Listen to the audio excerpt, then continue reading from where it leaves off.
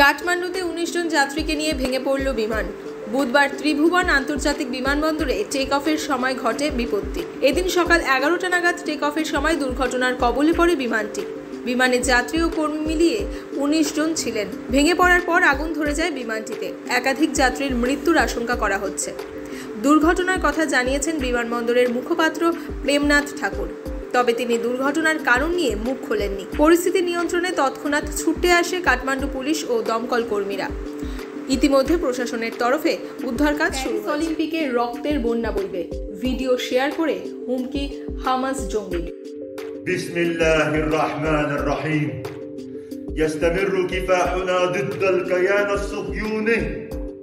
يوجه رسالة إلى الشعب الفرنسي وإلى الرئيس الفرنسي ماكرون.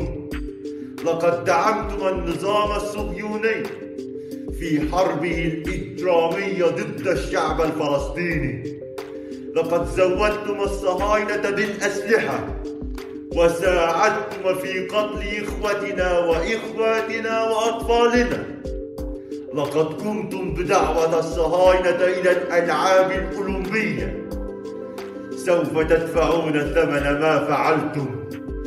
سوف تتدفق أنهارا من الدماء في شوارع باريس. وهذا اليوم قادم بإذن الله تعالى. الله أكبر.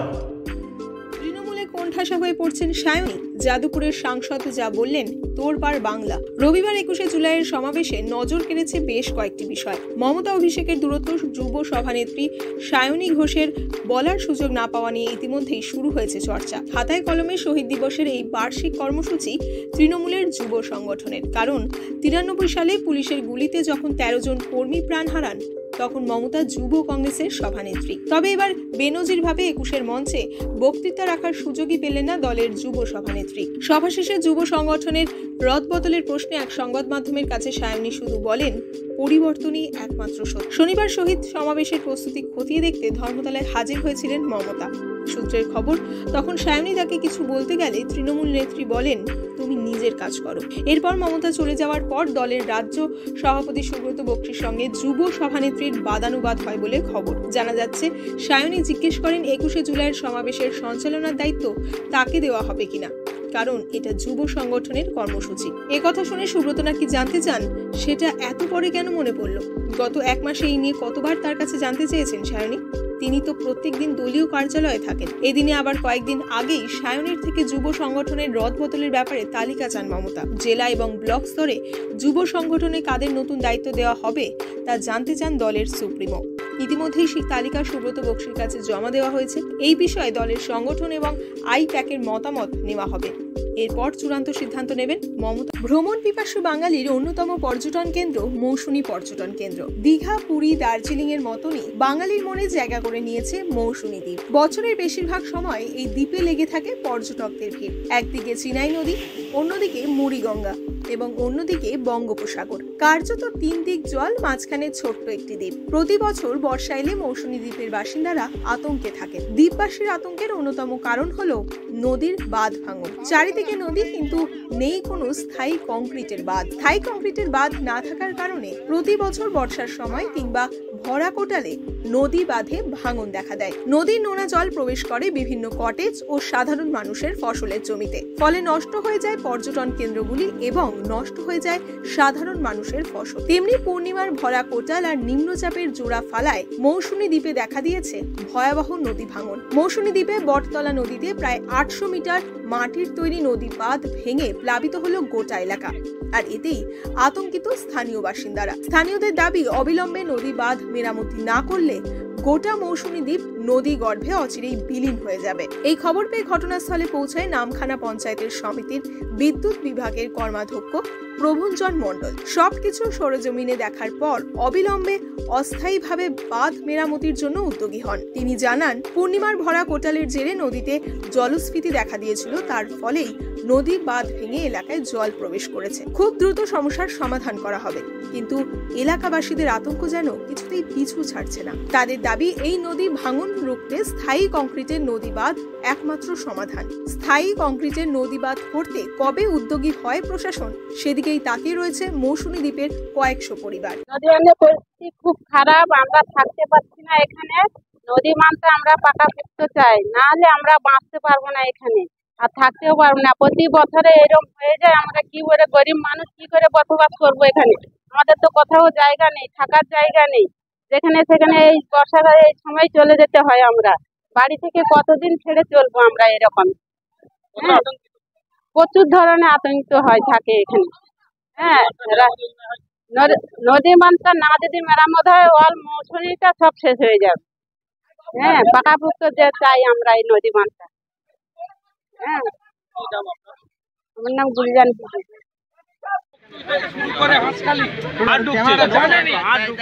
আমাদের রাজ্যে ল and order disaster. আজকে সকালে ওই চোপড়াতে সুরচালি গ্রাম পঞ্চায়েতে হামিদুরের বাহিনী দুজনকে খুন করেছে আজকে সকালে, যেখানে তালিবানি কায়দায় সালিসি সভায় মহিলার উপর অত্যাচার হয়েছে।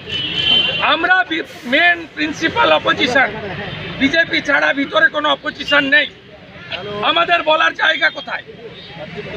1 নম্বর, রাজ্যপালের ভাষণে আইন শৃঙ্খলা বলার সুযোগ থাকে। এবছর 24-এ রাজ্যপালের ভাষণ হয়নি। 13 বছরে 12 বার হোম ডিপার্টমেন্টের বাজেট গিলোটিন। প্রতি বৃহস্পতিবার ছিল হোমের question answer, calling attention mention. গত সেশন থেকে এটা সোমবার করা হয়েছে, এবং কোন সোমবার কোন বিধায়কের, কি শাসক কি বিরোধী, ডিপার্টমেন্টের কোশ্চেন নেওয়া হয় না।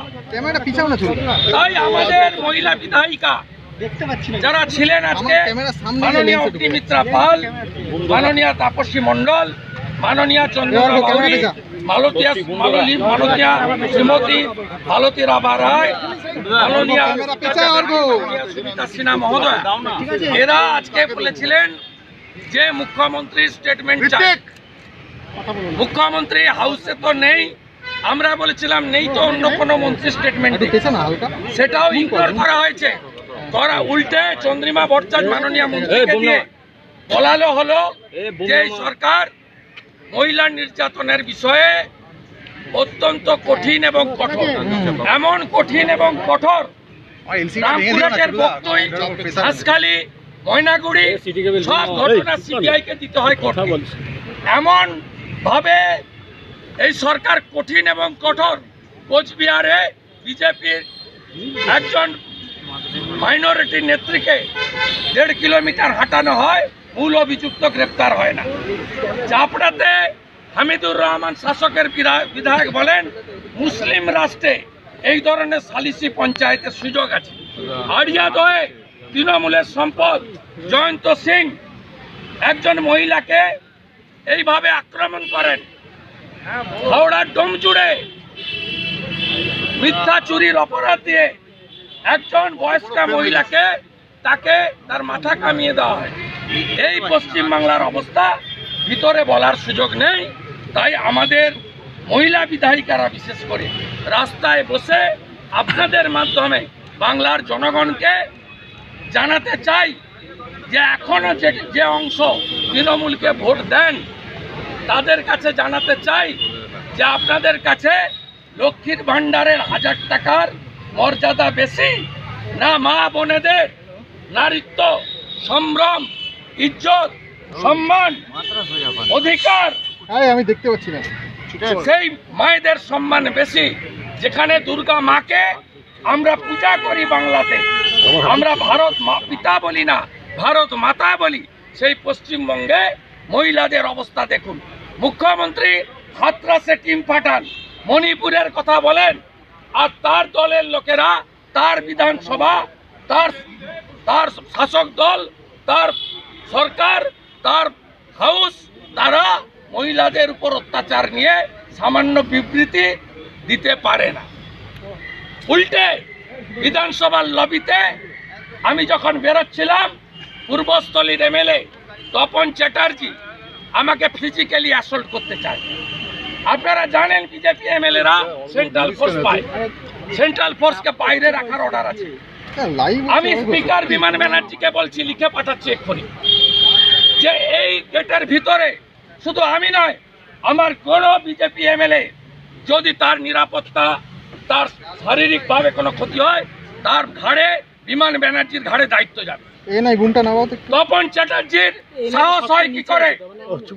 বিশাল লামা, নীলাদ্রি দানা, একাধিক বিধায়ক সাক্ষী, সাংবাদিকরা সাক্ষী, তিনি বিরোধী দলনেতাকে কার্যত ফিজিক্যালি টর্চার করার জন্য সেকেন্ড টাইম এগোলেন। একবার হাউসের ভিতর করেছেন, আজকে লবিতে করলেন। তাই আমাদের লড়াই চলছে, চলবে। ফেডারেশনের গ্যারাকলের পরিচালক রাহুল মুখোপাধ্যায় না জানিয়ে বাংলাদেশে শুটিং করতে গিয়েছিলেন তিনি। খবর প্রকাশ্যে আসতেই ডিরেক্টরস অ্যাসোসিয়েশন অফ ইস্টার্ন ইন্ডিয়ার সভাপতি সুব্রত সেন এবং সম্পাদক সুদেষ্ণা রায় ইমেল করেন পরিচালককে। প্রথমে অস্বীকার করলেও পরে নিজের ভুল স্বীকার করেন পরিচালক।